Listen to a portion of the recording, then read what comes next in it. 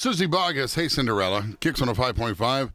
Good morning to you. I'm Sean Knight, and joining me as he does every hump day, it's Good Policies with Mike Barrett from Barrett Insurance Agency. Hey, Mike. Hey, welcome back. Thank you so much. Clean as a whistle, inside and out, as they say. Good. I was going to ask you how things were going. Well, it was interesting to have multiple people inside of me, but they say that I look better on the inside than I do on the outside. I don't doubt that at all. I really don't. And I'll tell you, a number of years ago, I had to go through the same, different reasons, but I did the same. Drink. The end result was the same.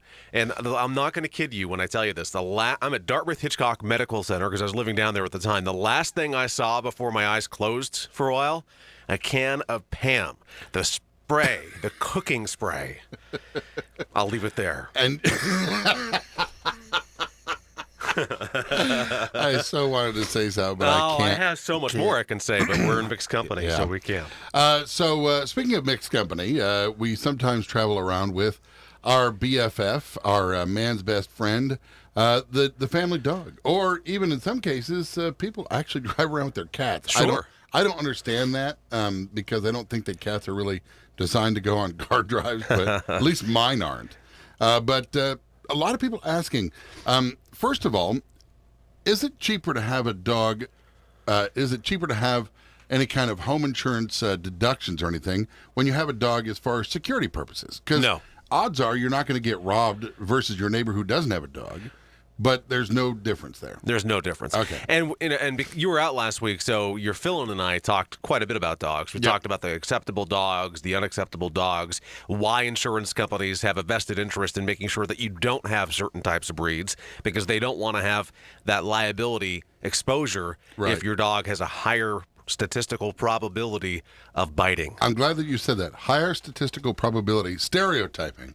Because I know people that have many breeds of dogs. It really is just how the dog is raised. It really is, but companies don't look at how it's raised. They look at, okay, well, here's the number of Rottweiler bites that we've had versus yellow Labradors. You went there. I wasn't going to name breeds, but you went there. Well, I always go there. Okay. Now, first and foremost, I'm a dog lover. I like all breeds. I am merely the messenger, and the companies are the ones that make the rules. So that's the good speaking part of about it. being the messenger, I've got a couple of pets. I want to take them for a car drive. I get into a car accident. Is my dog covered under most car insurances? No. Okay. Under most. Under some, yes. Under yours? Under some of the ones that I offer, absolutely. Now, is it something I should be asking additionally? Well, not that it's just covered, but it would be covered if I said, hey, I want this to be covered. There's no specific dog riding in the car endorsement. So it's kind of packaged into something else. Okay. What is that thing I have to ask for? Progressive was really the first company to offer it, and it's called pet injury coverage. So it's not just for dogs. And pet injury coverage, the way it works is it comes complimentary with collision coverage.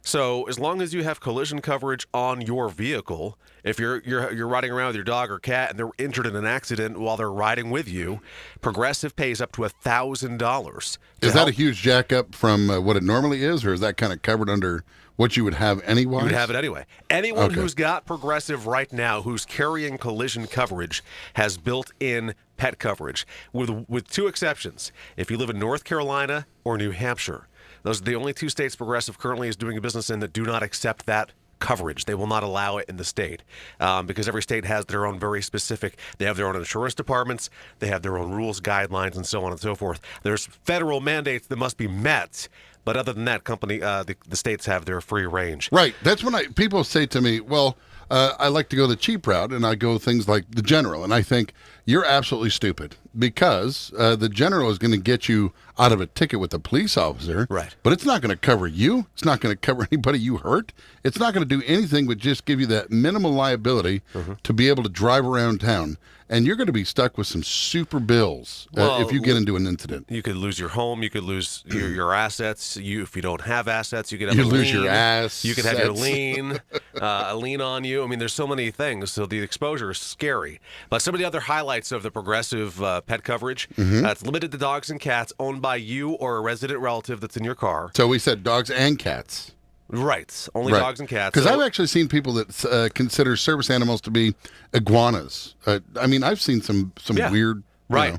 They just wouldn't be covered. Only injuries that are sustained in a collision or a comprehensive loss are the ones that are covered. So if they just fall in the vehicle, there has to be an actual loss sustained to the car for the animal to get the coverage. Okay. And they must be inside the vehicle to be covered. And believe it or not, they actually will also cover them if they're in the pickup truck bed, which I know a lot of folks aren't fans of seeing that, but there are people that do that. Pays up to $1,000 if for a veterinary bill. It also pays up to $1,000 if the pet dies as a result of the claim.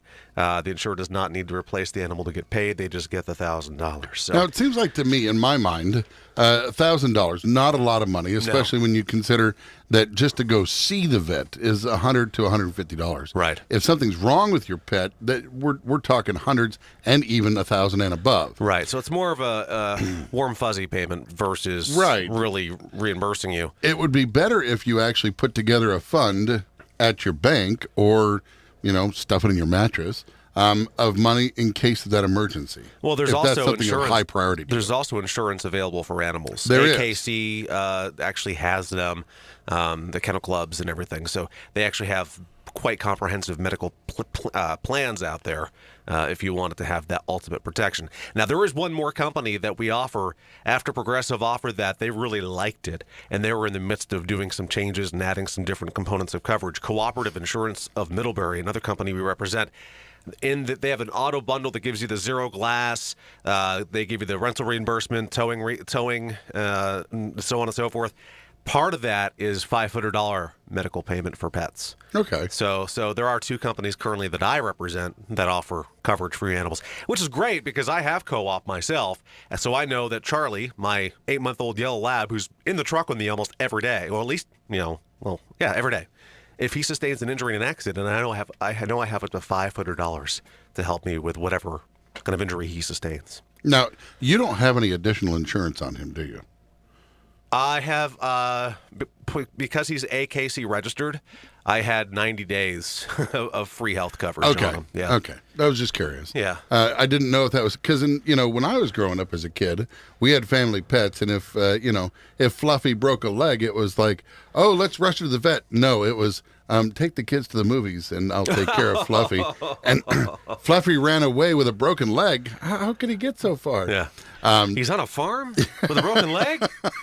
That must be uncomfortable. That was very common when I was growing up, right. because you didn't take care of pets like that. And today's pets get so much love and attention. It's just awesome. I know people who, if their dogs have cancer, they take them to a specialist in Burlington for treatment.